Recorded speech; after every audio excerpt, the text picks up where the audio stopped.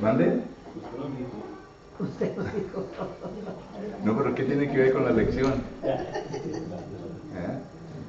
La lección de hoy va a ser Gálatas capítulo 5, del 1 al 26. Y está intitulado Gálatas 5, del 1 al 26. No abusemos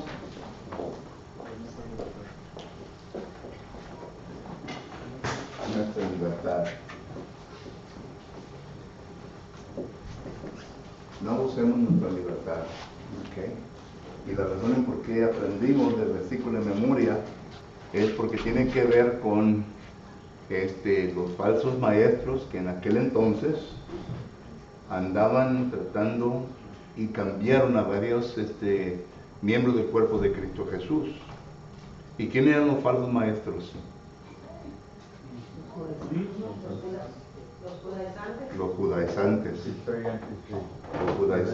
Los judaizantes eran judíos, pero eran personas que se habían convertido al cristianismo, según Hechos capítulo 15, versículo 5. Estos judíos pertenecían a la secta de los fariseos. Habían escuchado el evangelio, se les había predicado el evangelio, habían sido convertidos, pero al convertirse al cristianismo, ellos no dejaron ir su enseñanza del Antiguo Testamento.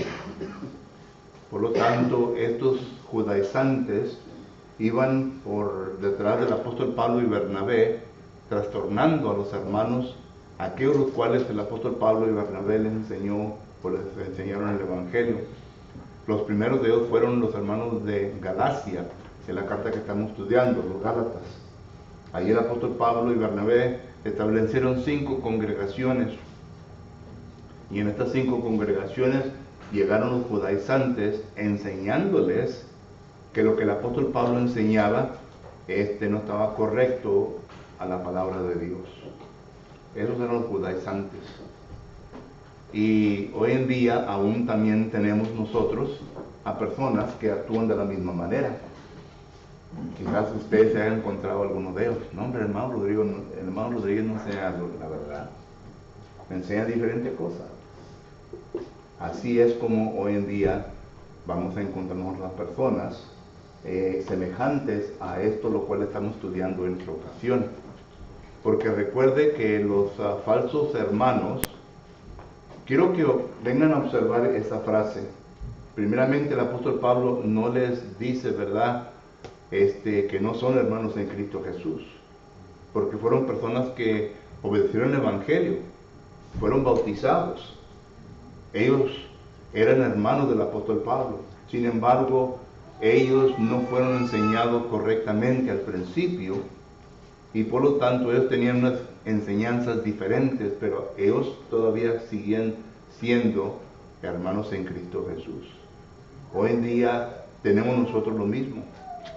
Hay hermanos en Cristo Jesús que tienen unas ideas equivocadas, unos pensamientos equivocados, pero eso no deja de ser nuestros hermanos. Y por lo tanto nosotros tenemos que tratarlo como hermano. Dice el apóstol Pablo que en 2 de Tesalonicenses capítulo 3 o 14 o 15 dice que debemos de amonestarle como hermano, ¿verdad? Es decir, debemos de respetar que son nuestros hermanos, pero que debemos de amonestarle. Entonces, de estas personas son las que estamos estudiando. Por eso los aprendimos el versículo de memoria, porque nos dice que entre nosotros puede haber personas, hermanos en Cristo, que son falsos. Como dice Jesucristo en Mateo 7, versículo 15, que están cubiertos con que como... No, son lobos rapaces, ¿verdad? Pero que con qué están cubiertos. Piel y oveja. Piel y oveja. They smell like a Christian. They look like a Christian, ¿verdad? Pero les quitas la piel y el lobo rapaz. Entonces, cuando vemos la Sagrada Escritura en nosotros, ¿cómo es que la Escritura viene a representar a un falso hermano? ¿Cómo? Vamos a ver primeramente forma de pregunta, ¿verdad? ¿Cómo describe, vamos a poner el Nuevo Testamento, para no ir tan lejos? ¿Cómo describe el Nuevo Testamento a nuestros falsos hermanos? Pregunta. ¿Mande? Profetas. How does the New Testament describe our false? Yeah. How does the New Testament describe our false brothers? ¿Eh? Primeramente vamos a segunda de Pedro, ¿verdad? Segunda de Pedro 2.1. ¿Qué dice segunda de Pedro 2.1? Segunda de Pedro 2.1. ¿Qué dice? Para que entendamos un poco, ¿verdad? Qué es lo que estamos tratando de enfatizar hoy en esta mañana. Pero hubo también falsos profetas entre el pueblo, como habrá entre vosotros falsos maestros, que introducirán encubiertamente herejías destructoras, y aún negarán al Señor que los rescató, atrayendo sobre sí mismos destrucción repentina. De acuerdo a este versículo, ¿cómo se describe a un falso hermano? La palabra del Señor. Es aquel que viene a introducir entre la congregación, ¿verdad?, encubiertamente herejías. ¿A qué se refiere la palabra herejías? Pensamiento. ¿Mande? Pensamiento. ¿Qué? ¿Pensamientos? ¿Alguien más? Herejías. Sus doctrinas. ¿Mande? Sus prácticas. Solo que entonces por eso es necesario que usted y yo siempre estemos al tanto de la palabra del Señor para ver y para poder examinar, como dice Hechos 17:11, para examinar a ver si acaso lo que se está diciendo es correcto. Y es interesante, hermanos, que cuando uno llega a este punto, ¿verdad? Lo primero que hacemos, en vez de examinar las escrituras para ver si acaso es cierto lo que se está enseñando o predicando, ¿qué es lo que normalmente sucede?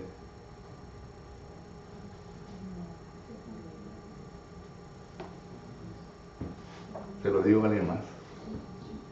En vez de yo, cuando escucho algo que está equivocado, que sé bien que está equivocado, en vez de ir a las escrituras para ver qué es lo correcto, y entonces de ir, ¿verdad?, y a enseñarle a mi hermano o mi hermana, depende de quién lo haya dicho, que lo que dijo está incorrectamente, se lo decimos a alguien más, sin probar si acaso es verdad o mentira lo que se ha dicho.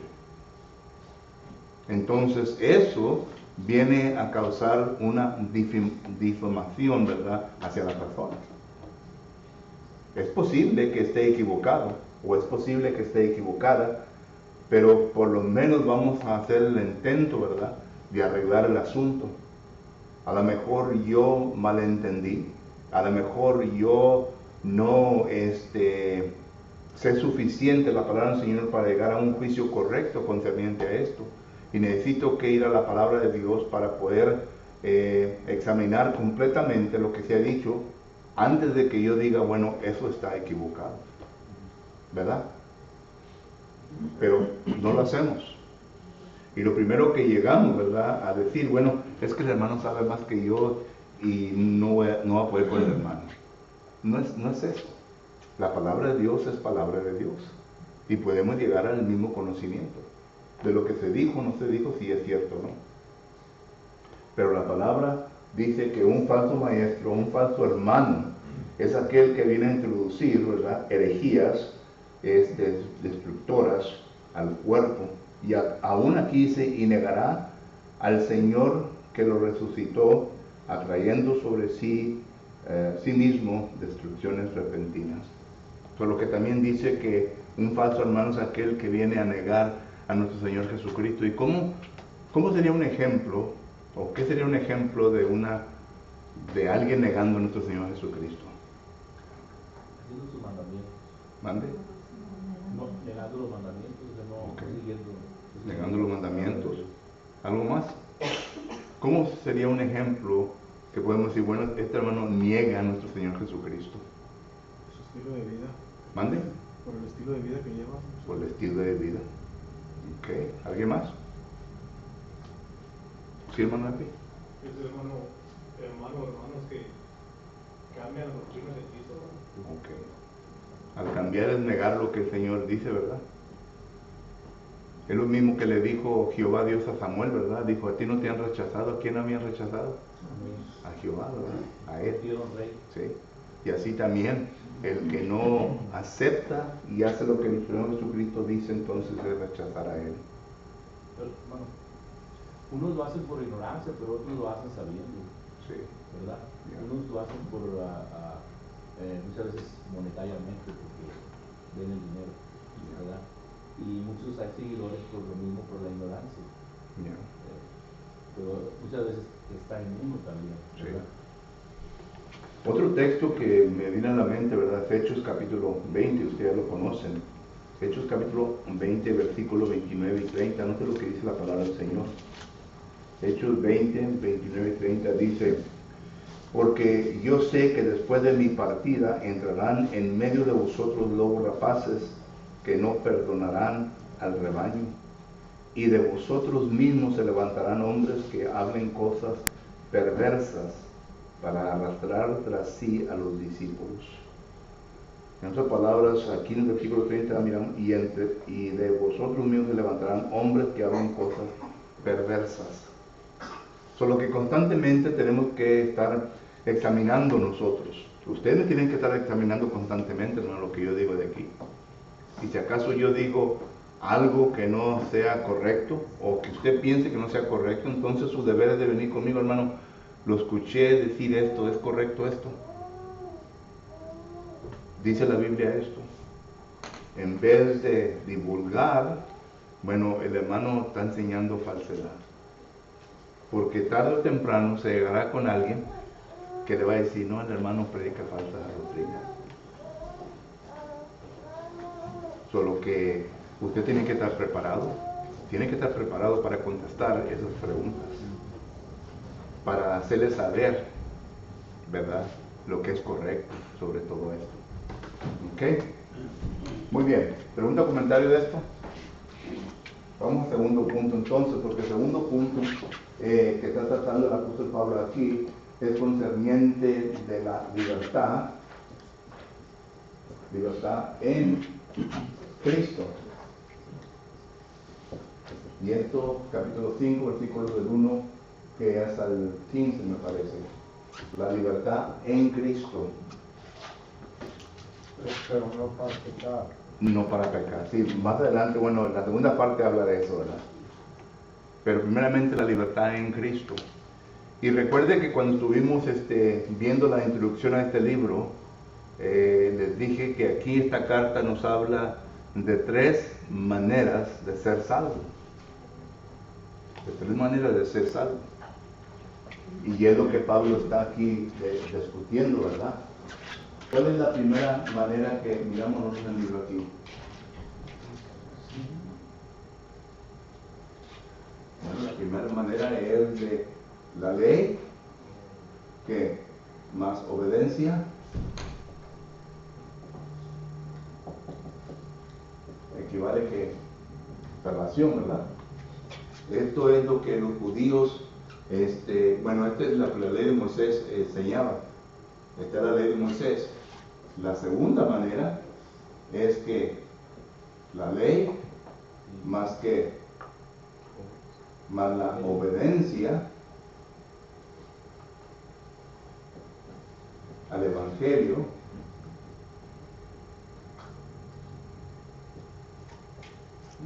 equivale que más las obras, esto equivale a la salvación.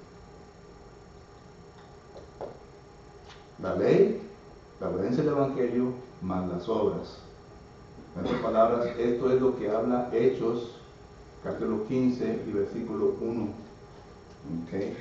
Y las obras siendo la circuncisión y todo lo que habla ahí. Y la tercera es el Evangelio más la obediencia equivale a salvación. Estas son las tres cosas que el apóstol Pablo está tratando ahí. Son los argumentos que se viene a demostrar. Y miramos nosotros que la libertad en Cristo Jesús es por medio de esto, no es por medio de estas dos cosas. ¿Okay? Y claro que ya hemos visto versículos donde habla de que uno no se va a salvar por las obras de la ley, sino que uno se va a salvar únicamente por la fe y las obras. La fe, en otras palabras, aquí está la fe. La fe viene por, dice Romanos, capítulo 10, versículo 17. La fe viene por oír y oír la palabra del Señor. Este es el Evangelio. ¿Okay? El Evangelio se predica, entonces la fe viene a producir una persuasión, una convicción, ¿okay? Y luego, después de esto, vienen las obras de ¿qué? De la fe. Las obras de la fe. Es lo que dice Pablo aquí en Gálatas capítulo 5 y versículo 6. Note lo que dice aquí. Gálatas capítulo 5 y versículo 6 dice la palabra del Señor. Porque en Cristo Jesús ni la circuncisión vale algo, ni la incircuncisión, sino la fe que obra por el amor. Esta es la fe. Y esto es las obras de la fe. Ya estuvimos viendo, primeramente, el creer, el arrepentimiento. Esto recuerda que estuvimos viendo en Mateo, capítulo 12, versículo 41, con Jonás, capítulo 3, versículo 9 y 10. Estas son obras, creer y arrepentimiento. Pero luego viene la confesión. La confesión. Esto lo habla Romanos, capítulo 10, versículo 10. Y luego miramos nosotros el bautismo. Esto lo miramos en Tito, capítulo 3 y versículo 5. Todas estas se les nombra fe de la fe. Y esto es lo que, vuelvo a repetir, Santiago capítulo 2, versículo 17 y versículo 26 nos ha declarado. Entonces, esta es la manera en cómo la persona viene a salvarse. Esta es la manera en cómo la persona viene a obtener libertad en Cristo Jesús. Y esto es lo que los primeros 15 versículos nos habla. La libertad en Cristo Jesús. Y es la única manera en cómo vamos a obtener libertad del pecado. ¿Ok? Preguntas o comentarios de esto.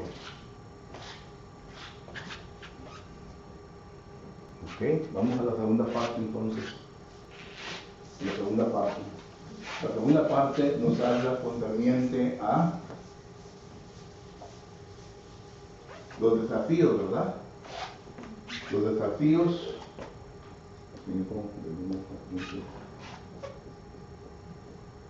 Los desafíos a nuestra libertad.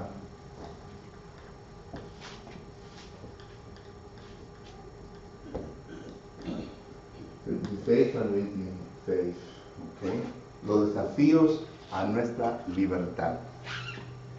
Y primeramente miramos nosotros que los desafíos a nuestra libertad, por usar una palabra que viene a describir Gálatas 5, 16 al 18, es que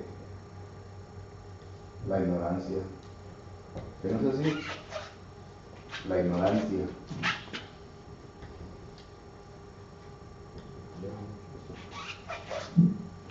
Porque ¿qué sucede cuando una persona encuentra la libertad en Cristo Jesús? La persona viene a salir las aguas del bautismo y se encuentra aquí con aquella libertad, se encuentra en una nueva criatura. ¿Okay? Ha dejado el viejo hombre y sus obras, Colosenses 3:9, por medio de las aguas del bautismo. Y entonces, desde este momento en adelante, comienza el proceso que se llama en la Biblia, el proceso de santificación. el proceso de santificación. Esto lo vemos nosotros en la segunda carta a los Corintios, capítulo 2, versículo 13, y también primera de Pedro, capítulo 1, versículo 3. La obra de santificación. Y en esta obra de santificación es el Espíritu Santo trabajando en nuestra vida por medio de ¿qué? De la palabra. ¿Ok? Y el proceso es de llegar a una madurez cristiana, espiritual. ¿Ok? Esto es lo que habla Efesios capítulo 4, versículo 13, y también 2 de Corintios capítulo 13, versículo 9. Es el proceso de llegar a una madurez. ¿Ok? Entonces, inmediatamente de aquí, según 1 de Pedro, capítulo 2, versículo 2, el recién convertido tiene que desear la palabra de Dios en su ser. Tiene que comenzar a leerla, tiene que comenzar a estudiarla para que comience el proceso. Porque el Espíritu Santo, hermano, el Espíritu Santo, contrario a lo que enseñan personas, ¿verdad? El Espíritu Santo no radica en nosotros de una manera como radicó en el primer cristiano o en el primer siglo con los primeros cristianos. El Espíritu Santo sí vive en nosotros, y vive en nosotros por medio de la palabra, y la palabra es la cual nos habrá de llevar. Esto es lo mismo que enseña Efesios capítulo 6 y versículo 17. ¿Qué dice Efesios 6 y 17? Y tomad el yelmo de la salvación y la espada del Espíritu, que es la palabra de Dios. Okay. La espada del Espíritu, que es la palabra del Señor, es la cual se usa, y vuelve a regresar a lo que dice Hebreos 4:12, se usa en nuestro ser para que nosotros podamos llegar a este punto. Y es lo mismo que dice en segunda de Pedro. ¿Recuerdan segunda de Pedro capítulo que es 1, versículo 5? A vuestra fe añadirle ¿qué? Recuerden, este es el producto de la fe aquí, porque ya se ha cumplido las obras de amor, que es el creer, arrepentirse, confesar, bautizarse, llega a una nueva criatura. ¿Ok? Esto es lo que acabamos de ver. Pero luego ya que llega aquí, ¿verdad? A esta fe se le debe añadir ¿qué? Virtud. Y la virtud debe de añadir ¿qué? Conocimiento. Noten que la virtud es la palabra que quiere decir una excelencia moral. Es decir, que tiene que haber un cambio interior de uno. Y el cambio interior de uno, ¿verdad? Existe por medio de ¿qué? De la palabra. Porque la palabra es la cual nos va a llevar a este punto. La palabra es la meta en nuestra vida para poder alcanzar este proceso y llegar a la madurez. ¿Okay? Entonces, cuando empiezo mi vida cristiana y cuando no estudio, cuando no me preparo con la palabra del Señor, ¿qué es lo que sucede? Ignorancia. Y las personas que están en ignorancia, ¿qué es lo que hacen según 2 de Pedro capítulo 3 versículo 16? ¿Alguien lea eso? 2 de Pedro capítulo 3 versículo 16. Casi en todas sus epístolas, hablando en ellas de estas cosas, entre las cuales hay algunos difíciles de entender, las cuales los indoctos e inconstantes tuercen, como también las otras escrituras, para su propia perdición. ¿Quiénes son los indoctos y los inconstantes? Ignorantes. Los ignorantes. Entonces, cuando hay ignorancia en mi vida, yo tengo la tendencia de ¿qué? De torcer las escrituras, porque no las entiendo correctamente. Y Pedro admite que algunas cosas que el apóstol Pablo escribió son un poquito difíciles de entender. Son un poquito difíciles de entender. Entonces, tenemos que prepararnos con la palabra para que podamos entenderlas correctamente, para que así podamos proseguir en este proceso de la santidad para que lleguemos a una madurez. Pero recuerden, estamos hablando los desafíos a nuestra libertad en Cristo Jesús. Lo primero que dice Pablo, hay ignorancia, porque el espíritu y la carne, ¿verdad?, están en pleito. Cuando uno deje que la carne, ¿verdad?, venga a abundar en uno, viene a pagar, a contristar, ¿qué? El espíritu. Y es lo que dice en 1 Tesalonicenses capítulo 5, versículo 17 en adelante. No contristéis al espíritu. La pregunta ahí es, ¿cómo se puede contristar, verdad, al espíritu? Por medio de la ignorancia.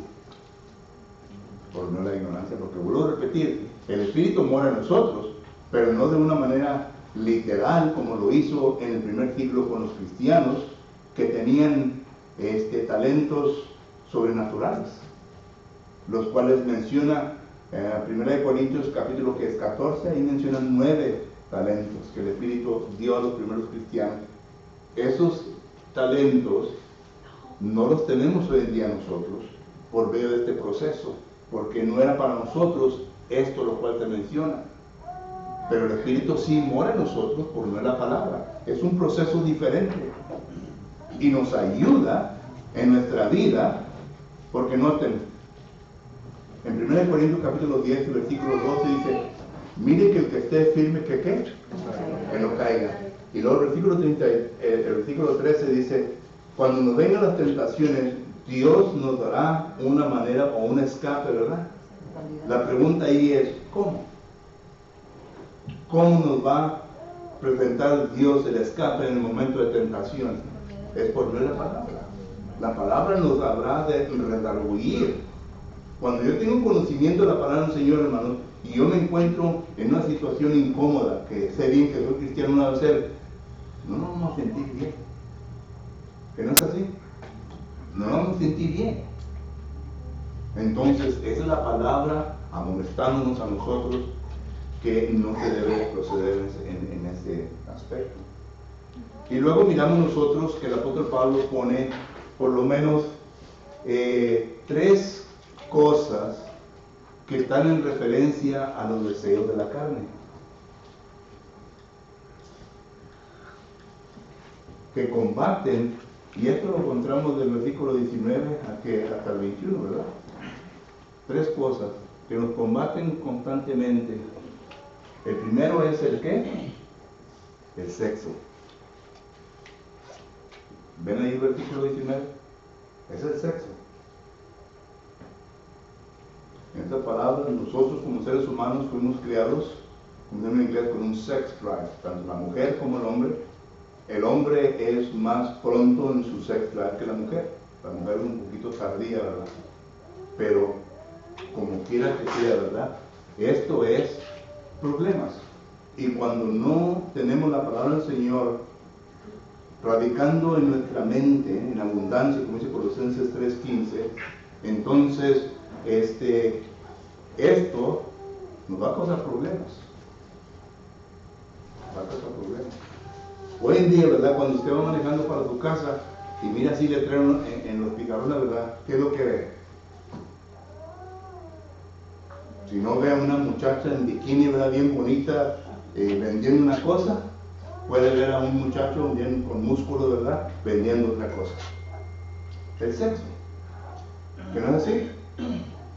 En la televisión, donde quiera, ya vemos eso. Solo que es el sexo.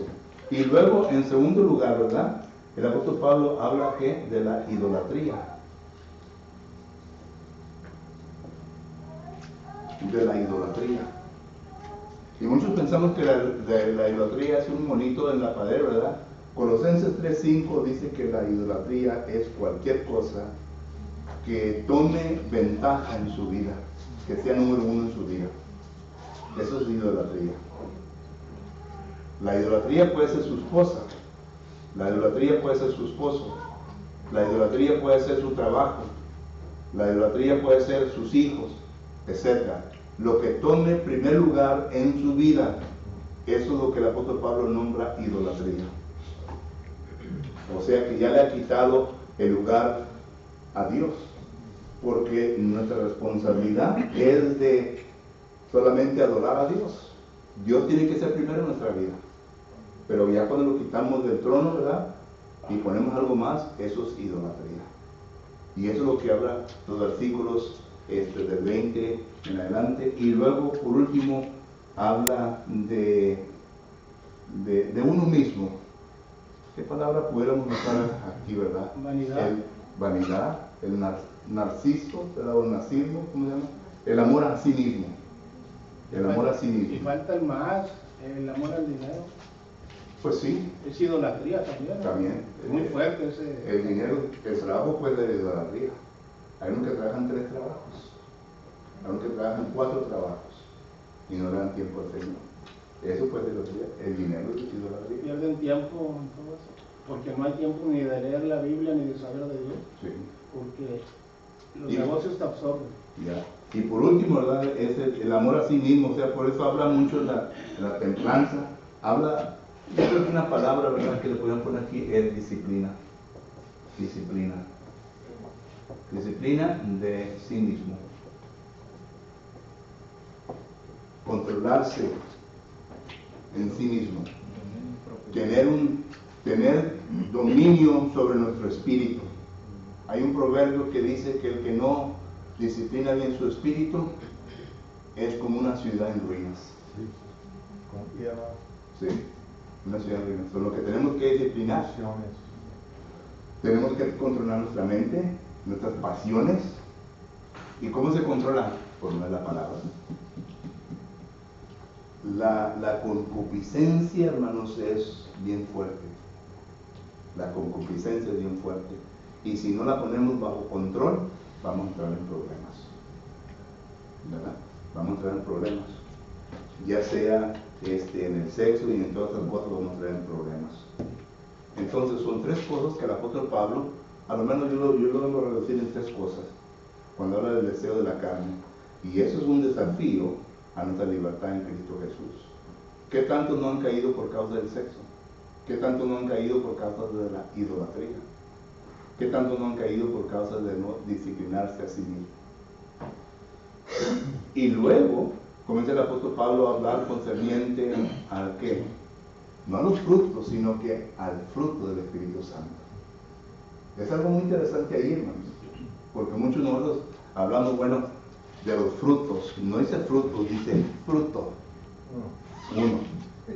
Es el mismo concepto que leíamos nosotros allá en Mateo capítulo 28 y versículo 19. Por tanto, ir bautizándonos en el nombre singular. Aquí, Efesios 5, parece que es 22, ¿verdad? Que dice fruto, y luego de ese fruto, ¿verdad? Vienen todos los del Espíritu Santo. Entonces, esto quiere decir simplemente algo que sale de lo interior,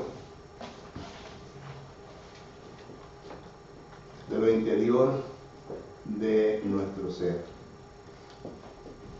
el hombre interior. Y otra vez el Espíritu está trabajando con la palabra del Señor y sale. Y note lo que sale. La gran parte de esas son que emociones, ¿verdad? ¿De dónde están las emociones? De dentro de uno. La primera palabra que es el amor. El amor es una emoción y nosotros tenemos que decidir. Muchos dicen, bueno, es que tienen que darle razón para amarles. No, uno tiene que hacer la decisión de amar. Yo voy a amar a aquella persona, aunque sea terrible como sea, yo la voy a amar. Tiene que hacer la decisión. Y luego se va continuamente, ¿verdad?, con todo lo que habla ahí. Bueno, ese fruto únicamente puede establecerse dentro de nuestro ser por medio del Espíritu Santo, usando la palabra, y luego viene a salir de entre nosotros. ¿Eh? Sí. Es singular, como carácter. En otras palabras, cuando uno mira a un cristiano, ¿verdad?, todas esas características, todas las emociones tienen que ser parte, pero lo ve de una sola vez. Dice el versículo que 22, para el fruto del Espíritu es amor, gozo, paz, paciencia, benignidad, bondad, fe, mansedumbre, templanza. O sea que habla de las emociones y la disciplina interiormente. Disciplina de mis pasiones, de mis deseos, disciplina de poder controlar mi mente, de que cuando algo se me hace verdad, que a mí no me gusta o que me están dañando mi cuerpo, que yo tenga la suficiente disciplina, ¿verdad?, para no regresar maldad por aquello cual se me ha hecho. Así como Jesucristo, que dice 1 de Pedro, que es capítulo 2, versículo 21 en adelante. Y luego ahí dice, ¿verdad?, seguir las pisadas del Maestro, del Señor Jesucristo. Entonces, esto es lo que habla la segunda parte, concerniente a no abusar de nuestra libertad en Cristo Jesús. Pregunta o comentario, ¿no? El tiempo ya se me terminó. Sí, hermano. Un pequeño comentario, hermano. La clave de todo lo que nos ha dicho está en el versículo de Mateo 28:20. Dice de que lo que acaba de decir, enseñándoles que guarden todas las cosas, ¿verdad?, que os he mandado. Eso, bueno, lo estaba yo analizando mucho, hermano, porque leo otros libros y hablan mucho de las leyes de Dios. Y pues yo he analizado que si nosotros seguimos las leyes de Dios, que son los mandamientos de Dios, lo que nos está diciendo, pues nosotros vamos a vivir una vida bien agradable. O sea, como traen ustedes, si alguien te estorba, alguien te dice algo, bueno, ya sabemos, tenemos conocimiento, ¿verdad? No nos vamos a poner a alegar con esa persona porque pues esa persona no tiene el mismo conocimiento que tú. Entonces, nos parece que usted nos enseñaba a usted la vez pasada de que la hormiga tiene algo que va haciendo y si le pones un dedo o algo, la hormiga va a sacar la vuelta porque tiene su enfoque. Y así nosotros debemos de tener el enfoque, ¿verdad? Lo que acaba de decir del 28:20 y luego aparte lo de la pisada del Maestro ya. Así es. Un hombre que no fue cristiano que puso en práctica este consejo, ¿verdad? Sí. Fue quien Gandhi. Y noten la vida que él vivió, pero recibió mucha persecución. Y así nosotros también, hermanos, si queremos vivir piadosamente en este mundo, ¿verdad?, vamos a sufrir persecución. Pero tenemos la suficiente templanza, disciplina, para poder continuar con nuestra vida cristiana. ¿Algo más? Sí, yo estoy pensando de Romanos 12, versículos 1 y 2, de esta discusión. Así que, hermanos, os ruego por las misericordias de Dios que presentéis vuestros cuerpos en sacrificio vivo, santo, agradable a Dios, que es nuestro culto racional. No os conformes a este siglo, sino transformaos por medio de la revelación de vuestro entendimiento, para que comprobéis cuál sea la buena voluntad de Dios, agradable y noten lo que tiene que ser transformado. ¿Qué es lo que tiene que ser transformado? Nuestro cuerpo, lo interior. Lo interior. Así como lo fue a Pablo fue transformado lo interior, lo hizo el Espíritu Santo, Gálatas capítulo 2 o capítulo 1. Pero el espíritu tiene que ser transformado. Nuestra manera de mirar las cosas tiene que ser transformada. Porque ya no somos igual como éramos antes. Debemos no ser igual como éramos antes, sino que ahora somos diferentes. ¿Verdad? Bueno, gracias por su tiempo, hermano. El tiempo es terminar. Gracias.